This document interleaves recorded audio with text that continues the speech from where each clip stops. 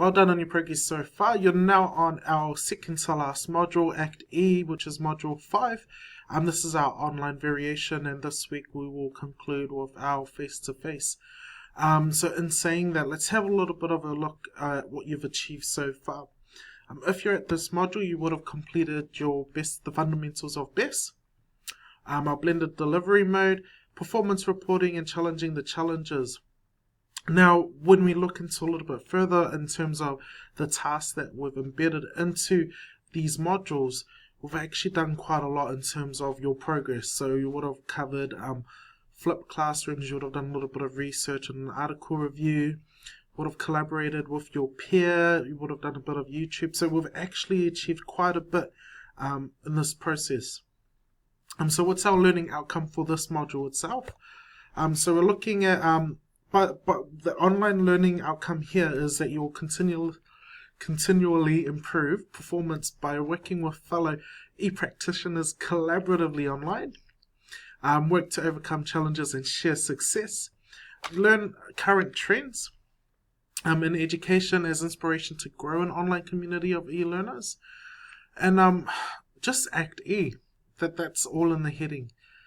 So this is a little bit of an outline of what we'll do in this module. So we'll cover the SAMR framework, which mixes technology and pedagogy, followed by a SAMR activity.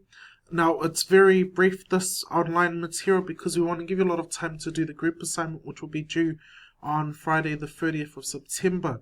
This one is one that you definitely don't want to actually do last minute. So let's get started with SAMR. What is SAMR? For those of you who've worked in education or done training in education, you might be familiar with Bloom's taxonomy. Have a look at this video and it will explain what SAMR is. Technology has the power to transform student learning. But what happens when it doesn't? What happens when that class set of iPads is nothing more than a class set of really expensive digital worksheets? The SAMR model tackles these issues with a focus on the intersection of technology and pedagogy. This model has 4 different layers, the first 2 focusing on enhancing the learning task, while the next 2 layers focus on actual transformation. With substitution, the technology acts as a direct substitute with no significant change, so a student typing an essay on a computer is merely swapping out paper for a laptop.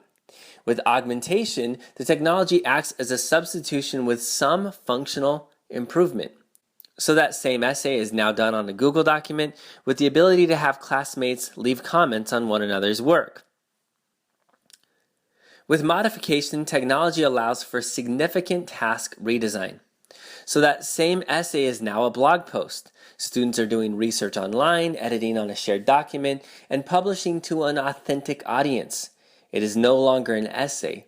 It is an article crafted for the world. With redefinition, the technology allows for new tasks that were previously inconceivable. So that same essay is now a multimedia package. Students are not only researching online, but connecting with experts through video conferencing. They are co-writing their posts with a digital blogging cohort from around the world. And they are producing not only a blog post, but also a corresponding podcast and an edited video. Notice that the higher up you move through the SAMR model, the more transformative the technology task becomes, both in terms of multimedia content creation and in terms of communication with the rest of the world.